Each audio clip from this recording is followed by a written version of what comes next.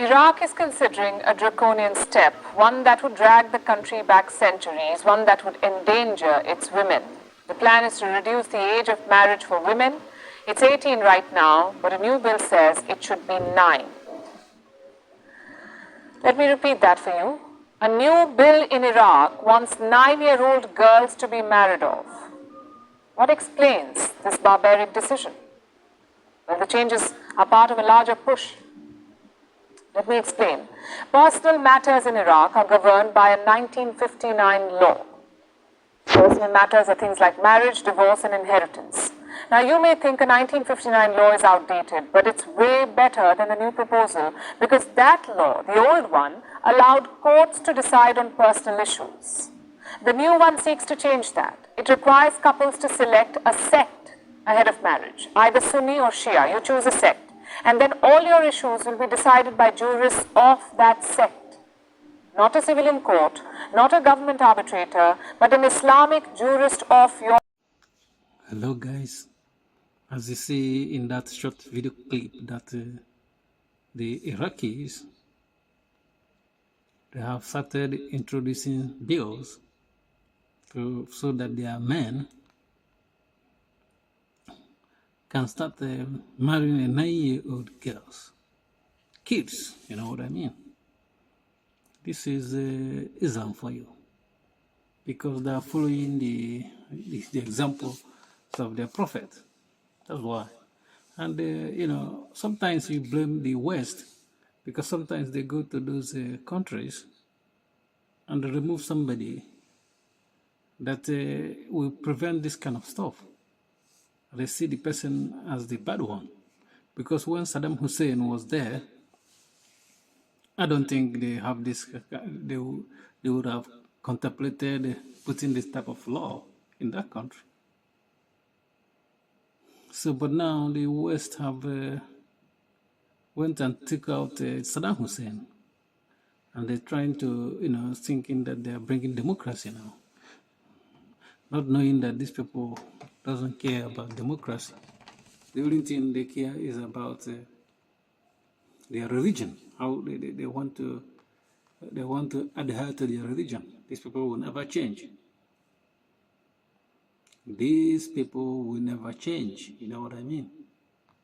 That's why if they are shouting, oh, come and help me, and you go and help them, they will go back to square one and introduce their wicked religion, you know, into the country. And you see some Muslims, they will start making excuses for these people, these wicked people, you know what I mean? That will just hand over their 9-year-old to get married to pervert men. You know what I mean? So this is Islam for you. They are always backward thinking. There's no forward thinking with them. And sometimes the only way you see, not all of them think it that way, because most of them doesn't want to live in their country anyway. They don't want to live with this kind of law. But I don't know why their leaders there, those wicked people there, doesn't realize this, you know what I mean? And you know, if you ask them, they have a strong alibi for doing this, you know what I mean? Because it's in their book. And when we say that their book is the problem, some of them will deny it. It's what they teach. What they teach comes from their book. That's why you see those terrorists like Boko Haram and ISIS, they're kidnapping young women, even young and old women, you know what I mean? Anyone they come across, because that's what their book tells them to do. They will declare that they are fighting war, and they want to interpret their book based on that war they are fighting, which means these women is what their right hands possess. You know, that's what we see with Boko Haram in Nigeria, kidnapping children, school girls, and up to now they haven't even found most of those girls they kidnapped. You see, because this evil religion, you know, this is what they teach from their fake prophet that received message from a fake angel. I don't know if he received anything or just what he made up and said that angel is teaching him. And there's I think I'm gonna do another video where I'm saying, because Muslims, if you ask them about Allah, their God, which is pagan God anyway, because they kiss the black stone. If you ask them, they will say, oh, He's almighty, He's omnipotent, omniscient, you know.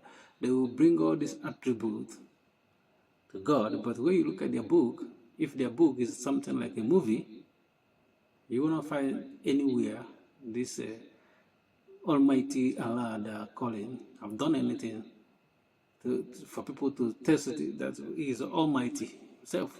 Just like the Bible, you know. The Bible is full of what God did to people, you know, so that people know that he can't just be, they can't just be calling Him Almighty for nothing. It's gonna show that He is. But Islam comes and this God they're mentioning, this pagan God, Allah, never done anything except somebody producing verses, just talking, text, you know. And that's it. That's the miracle. Miracle. Anyone can produce anything. Shakespeare produced a lot of books and poetries, you know. If we attribute it to God, it would have been like Muhammad. But this is what we see. This is Iraq for you. That's why when America is trying to remove this man in Syria, Assad, they would have, had it been the man is gone today, and they put on these people, they don't even know them. America wanted to replace him with, they don't know them. This is what they will introduce. Because these people, we don't trust them. Don't ever trust any one of them, even if they say they're not that different. These people are not different. It's just the numbers. Once they get their numbers, it becomes the same thing. Even if you look at the story of Iran, this was happened as well. Their spirit leader came from France, thinking that he had been in France, they have changed. Never changed. This is what they do.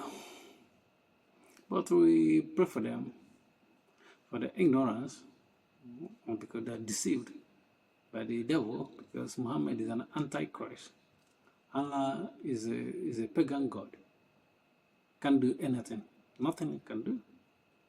It doesn't matter what they said, he's this, he's that. Just talking. Thank you for watching. Peace.